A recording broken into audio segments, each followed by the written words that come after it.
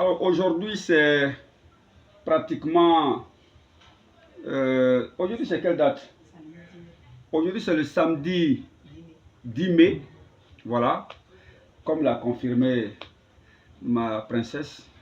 Voilà, donc aujourd'hui c'est le samedi 10 mai 2025. Je suis le docteur Asfarel Babli Agboun. Alors, je suis là pour la troisième vidéo du processus d'information sur l'esclavage des Ivoiriens. Les Ivoiriens sont en esclavage. Et donc, je suis là pour en parler et puis pour trouver, n'est-ce pas, les voies et moyens pour non seulement désenvoûter le pays, mais aussi, effectivement, pour aider à sortir les Ivoiriens de l'esclavage. Je crois que c'est un peu le contenu de cette vidéo. Alors donc aujourd'hui, nous allons parler simplement de l'implication des faux leaders religieux dans l'esclavagisation du peuple ivoirien et africain, mais aussi le jeu du trouble de la manipulation de la Bible. Voilà, c'est ce que nous allons voir aujourd'hui. Donc je vais me reprendre. Nous allons réfléchir sur l'implication des faux leaders religieux, les faux pasteurs, n'est-ce pas, dans l'esclavagisation du peuple ivoirien et africain et le jeu trouble de la manipulation de la Bible. Et nous allons nous poser beaucoup de questions, comme la fois dernière. Alors, nous allons commencer par situer naturellement la Bible dans son contexte, son rôle, n'est-ce pas, et sa mission. Il faut que je vous dise que la fois dernière, on a parlé, n'est-ce pas, du pays qui était vendu. La Côte d'Ivoire a été vendue. A été vendue par des vampires et des bandits spirituels. Ça, je vous l'ai dit clairement. Alors, le pays est sous envoûtement mystico-spirituel, avec, n'est-ce pas, des conglomérats vampires en complicité, avec les fils, n'est-ce pas, corrompus et aliénés de ce pays-là, à la recherche de l'argent facile. Le blanchiment, n'est-ce pas, de la sorcellerie et les sectes sataniques, n'est-ce pas, à l'église. Ça veut dire qu'on a transporté, n'est-ce pas, les sectes sataniques et la sorcellerie à l'église. On pratique ça maintenant dans les églises. Ce n'est plus... Non, c'est dans les églises que ça se pratique. Voilà, c'est une couverture. On appelle ça le blanchissement. La façon dont on blanchit l'argent, là, les gangsters, les voleurs, les drogués, les dealers blanchissent l'argent, là, ce n'est plus eux seuls, mais aussi la sorcellerie et les sectes pernicieuses sont blanchis dans les églises. Oui, ça c'est une réalité pour ceux qui ne savent pas.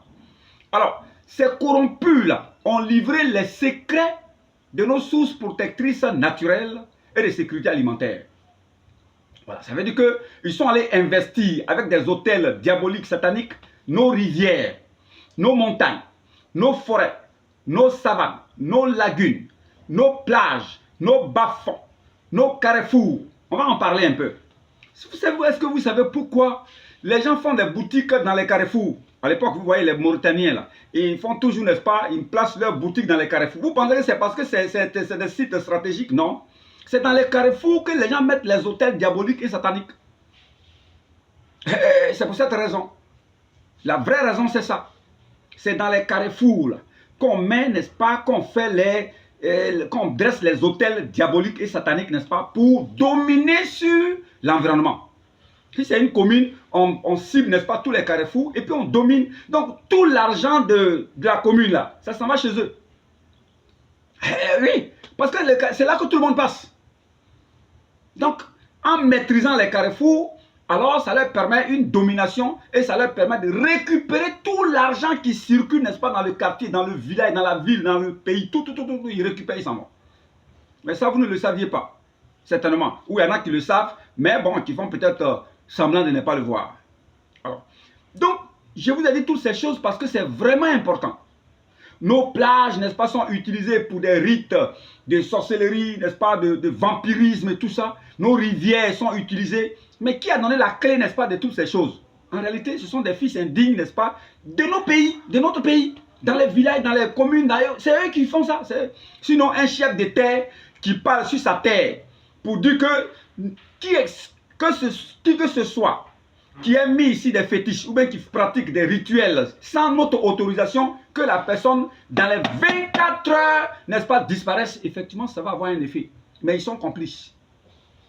Ils sont complices, c'est pour ça que les choses continuent comme ça. C'est pour ça que je vous dis que le pays a été vendu. Donc, ce n'est pas seulement, je vous dis que la Côte d'Ivoire n'a pas un problème politique, n'a pas un problème économique, n'a pas un problème juridico, si vous voulez, constitutionnel ou quoi. Non, pas du tout. On n'a pas tous ces problèmes-là. Le pays est vendu. Et c'est ça que vous devez comprendre. Alors, pourquoi on continue de porter des noms d'esclaves après l'indépendance? C'est ça aussi. Parce qu'un esclave, c'est par son nom qu'on l'identifie. L'esclave, on l'identifie par son nom, le nom de son maître. Or, nous continuons à porter le nom de nos maîtres. Robert, François, dans vos familles, là, qui s'appelle Robert? Dans vos ancêtres, là, vous avez des ancêtres qui s'appellent Robert, Nestor, Rigobert, Bernard, Dagobert, François, Alfred, et j'en passe. Est-ce qu'il y en a? Martin. C'est quoi tout ce bordel? Il faut vous en débarrasser. Moi, mon nom, c'est Babli Agboum. Mon nom ésotérique, mon nom initiatique, c'est Azfarel. Je suis le seul à porter ce nom dans le monde entier. Vous allez fouiller le dictionnaire, vous allez fouiller Google, vous n'allez pas trouver quelqu'un s'appeler Azfarel, si ce n'est moi seul. Parce que je suis Azfarel. Et Azfarel, ça a une histoire, ça a une profondeur que je suis le seul à connaître avec mes maîtres. Vous voyez, c'est ça. Vous voyez. Et mes maîtres, ce n'est pas l'Occident, non, c'est ici, dans ce pays. Il y a des gens de ressources dans ce pays qui peuvent aider au désenvoûtement de tout le pays tout entier. Alors, je vous ai dit la fois dernière que pour mieux comprendre son identité, naturellement, il fallait se poser des questions. C'est quoi le nom que je porte? Pourquoi mon papa m'a donné ce nom? Pourquoi je porte ce nom? Qui a porté ce nom-là avant moi? C'est quoi son histoire, celui qui a porté ce nom? En fait, c'est tout ça. Mais est-ce qu'on se pose vraiment des questions sur l'essentiel, n'est-ce pas, de la vie dans laquelle nous nous trouvons? Et sur les choses essentielles, les choses rudimentaires, les choses basiques, on ne se pose pas beaucoup de questions. Alors aujourd'hui, nous allons voir un autre volet, n'est-ce pas, des bandits qui ont vendu le pays. Alors, donc, nous allons nous préparer, comme la fois dernière, à poser les bonnes questions. On va commencer aujourd'hui par une question qui est très essentielle. C'est quoi la Bible? Est-ce que vous avez déjà posé la question, c'est quoi la Bible? Qui a écrit la Bible? Qui a pensé la Bible? Qui est à l'origine de son existence? C'est quoi son rôle et son but? La Bible est-elle la parole de Dieu? La Bible est-elle un livre construit dans une dimension mythologique? J'allais dire mythologique, excusez-moi, avec un style d'expression certainement symbolique ou, si vous voulez, allégorique. Tout ça, on va réfléchir à ça. Parce que si on ne sait pas ces choses, ça va naturellement nous impacter, ça va nous influencer. La Bible est-il un instrument d'aliénation, d'assujettissement ou alors de reniement de soi? Dieu qui peut tout, qui est omnipotent et autre, qui est la source de toutes choses et la source de toute existence, a-t-il écrit un livre pour nous? Parce que Dieu peut écrire un livre. Il peut faire exister un livre. S'il peut faire exister l'homme, c'est qu'il peut faire exister un livre. Voilà. Voici les questions auxquelles on ne pense pas. Et dommage, mais c'est comme ça. Alors, nous allons nous attarder sur l'impact de la Bible dans l'esclavagisation des peuples africains. Et naturellement, les acteurs de son utilisation. Ceux qui utilisent la Bible pour nous, quelquefois nous mentir, ou quelquefois nous sortir de difficultés, naturellement nous allons y réfléchir. Pourquoi la Bible des protestants là, est en 66 livres? Pourquoi la Bible des catholiques est en 73 livres? Alors que c'est les catholiques, naturellement, qui sont à l'origine de l'existence de la Bible. Ça n'a rien à voir avec un esprit saint. Ça n'a rien à voir. Je parle de la mise en forme de la Bible, qui est une bibliothèque. Parce que dans cette même Bible, moi, je me suis interrogé sur le païen Luc. Luc, il ne connaissait même pas Jésus. Il ne connaissait pas Jésus-Christ. Mais il a écrit un livre dans la Sainte Bible, qui veut dire bibliothèque des connaissances. Parce que la Bible, la Sainte Bible veut dire bibliothèque des connaissances. Bible veut dire bibliothèque. Et puis Sainte veut dire connaissance. Si vous voulez. D'accord? Alors, quels sont ceux qui devaient exclusivement lire et explorer, n'est-ce pas, expliquer la Bible? Pour nous enseigner, nous instruire, nous guider, nous éclairer, nous initier. N'est-ce pas? Quels sont ceux-là? Ou bien qui sont ceux-là? Tout ça, on va répondre à ça, n'est-ce pas, dans les prochaines vidéos. Parce que naturellement, l'initiation des peuples aux sciences ésotériques et ésotériques, n'est-ce pas, pour leur évaluation psycho, si vous voulez, mystico-spirituelle, est très important. Parce qu'il faut tout ça pour affranchir l'Ivoirien et l'Africain de l'esclavage. Et je crois que ce sont ce genre de choses sur lesquelles nous devons réfléchir, au lieu de nous attarder sur qui va être président, qui va être ministre ici, qui va faire ceci, qui va faire ceci. Si la base là n'est pas claire, si la base n'est pas faite, n'est pas travaillée, on va avoir des difficultés.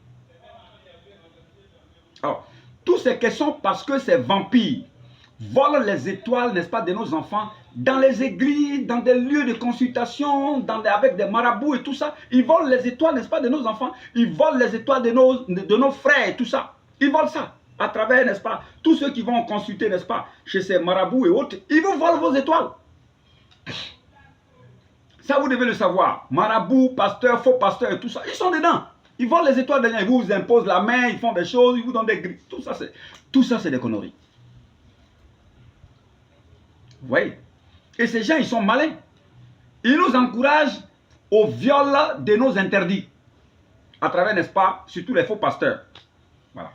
Et il faut, on dit, il ne faut pas manger ça, il faut manger, il faut faire. Ils nous interdisent. Non, faire comme ça, c'est comme ça, c'est comme ça. Écoute, la Bible, c'est la tradition juive. Ce n'est pas une tradition africaine. C'est les juifs. Ça ne concerne que les juifs. Ça, je vous dis en toute franchise. Oui. La Torah est une tradition juive. C'est un compile, n'est-ce pas, des traditions juives. Il faut que ça, on le comprenne très très bien. C'est pour ça que je vous dis que, naturellement, ces pasteurs qui sont comme des loups dans une bergerie, naturellement, ne nous disent pas la vérité. Ces soi-disant hommes de Dieu sont le prolongement simplement du blanchissement de la sorcellerie et du vampirisme dans nos églises. Et si on veut voir, naturellement, ils sont à l'origine de beaucoup de pertes